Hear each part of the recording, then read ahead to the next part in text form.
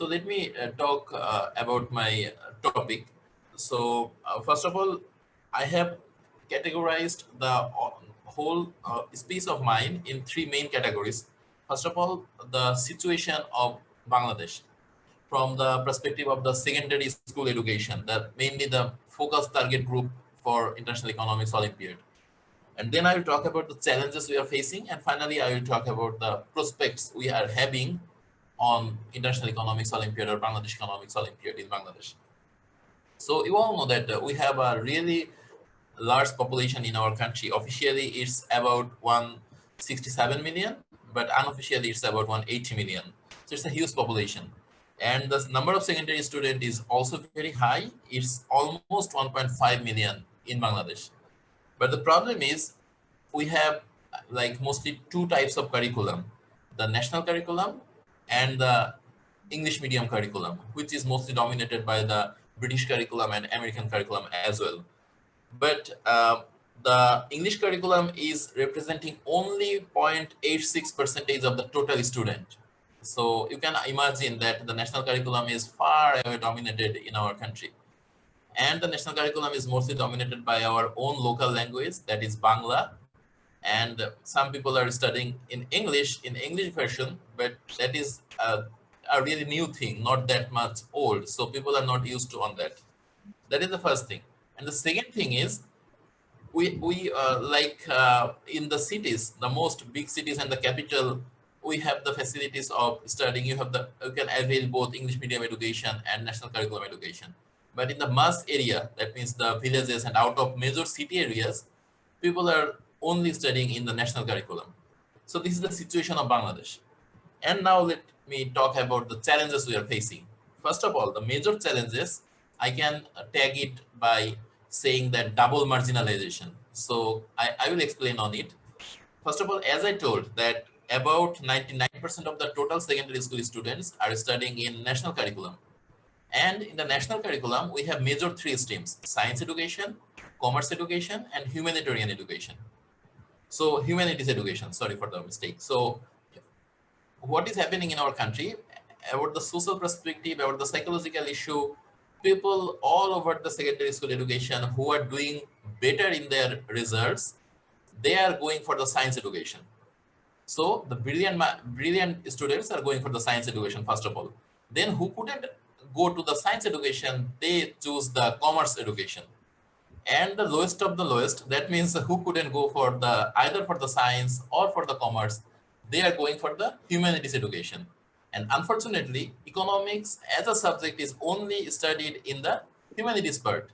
So you can see that a very little percentage of the students are studying economics in our national curriculum. And at the same time, those people who couldn't go to the science and the commerce, they are taking the humanities and they are studying economics. So our pool becomes very narrow to get the economics enthusiast students in the secondary education. Then this is the first part, first type of marginalization. And second, we have only less than 1% of English medium education students where economics is dominant, but still the population size is very small. That's why like our pool of students to participate in the economics Olympiad is very little. That's why I have chosen the title like mainstreaming the economics education in Bangladesh. So in Bangladesh, in my country, it's still people think that economics is a subject for humanities part, not for the science students, not for the commerce student, although. But the problem is when people study economics in universities, they find that economics is full of mathematical subjects and analytical tools. So in all the big universities, we have economics as a discipline, but people don't know much about it. They think it's a subject for humanities. They don't know that what kind of things they have to study if they want to study in economics in university level. So this is a mismatch. It's happening from the very beginning and it's happening in our country. So in universities, all the economics departments are dominated by mostly the science students. Those who couldn't go for the engineering and medical, they are coming to the economics. In fact, for my case, when I studied economics in university, I firstly tried for medical, but I couldn't get a good position in medical education. That's why I went to economics. So the problem is the perception and the situation of our country That's why the economics is somehow still remains as a like neglected subject, and it makes a great challenge for all of us to get the student pool.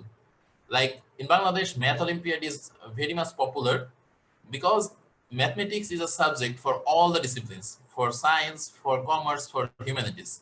But economics, I already told that it's very marginalized and very few people are studying it. So for the last 4 years, from 2018 up to this year, we have found that our main targeted students are the English medium curriculum students who are studying English medium curriculum in our country, mostly dominated by the British curriculum and American curriculum. So you see that our targeted population becomes very little as well. But the good thing is, like many national curriculum students are coming up, like students who don't even study economics, they are very much enthusiastic about this subject. They study by their own like speed and own interest, and they are participating in economics Olympiad. For the last 2 years, we are finding like a significant portion of students who are like self-interested economics, like enthusiasts. So this is a good thing for us. The second challenge we are facing, as I already talked with Abel, the funding issue, a sustainable funding issue. So as not that many people are studying economics, so our student will become little one. So getting funding or getting sponsorship become a huge challenge, because all the companies and funding authorities, they try to see that how many people we can reach. So since our targeted students become small, so they don't think it's a profitable venture for us from their CSR part as well. So from in 2019, in fact, we participated in St. Petersburg from our own pocket money. So it is a really big challenge every time. From 2020, we started getting a little bit funding. And this year, 2021 and 2022, we are also getting some funding by our own initiative, using our own networks and other stuff. But still, it's not sustainable. So we have to work a lot on this stuff. And maybe I will ask the IEO community to give some what Abel already told, that what kind of things they are trying to do to impress the companies and other like funding organizations so that they can fund them. So I think this kind of suggestion will be helpful for us a lot. So I will seek this kind of suggestions from all the IEO community in future. So let me talk about the prospect now. So first of all, we participated in 2019 in Russia, the IEO 2019. We have got only 200 registration in our first preliminary round. So in that time, we couldn't even get the full team. Like we have only 4 participants instead of the 5 people in the whole team.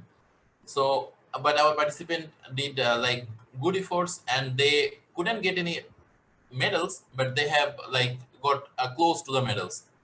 In 2020, we have 500 plus participants in our preliminary rounds, and we got 4 medals, and our team became runner-up in the business case competition. So it was I think the first groundbreaking success for Bangladesh Economics Olympiad, and we are really happy for this. In 2021, we got also 4 medals, and hope in 2022 we can do it. We can take this thing further upward. So this is the prospect, and I already told that people from the national curriculum are also become interested on this, and they are trying to participate. Even we already completed our preliminary round just before a week, and we saw that the top 25 participants, 20% came from the national curriculum. So people are become interested. So what we are doing to make this thing in streamlining the economics education, like first of all, we have made the national committee with the recognized economists, university professors, and policymakers.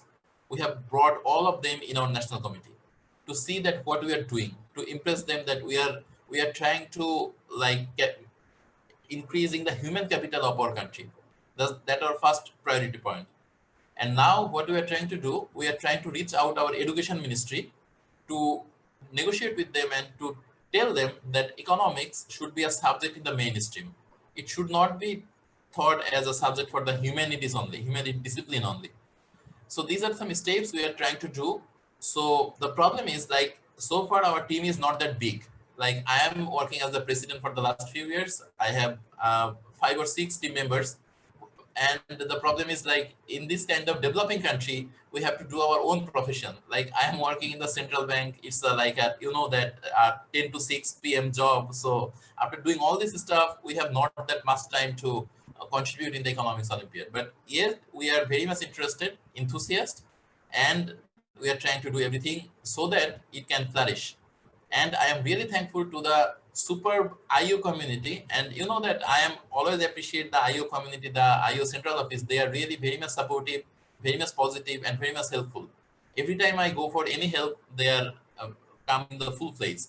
So I think this is very positive thing, and this really keep us spiritful to do this all this work in a voluntary basis. So these are for like some things from my perspective, and I think that we are trying hard to mainstreaming the economics education, and hopefully within next 3 or 4 years we can have some positive changes in the national curriculum also to make economics education far people can see it in a far positive way. So we are working on it, and hopefully we can do things in a better way. And I am always to be want to be thankful to the IO community and want to seek the suggestion from them so that we can flourish in a further way. So thank you from my side. Thank you, Anna, and thank you everyone for listening.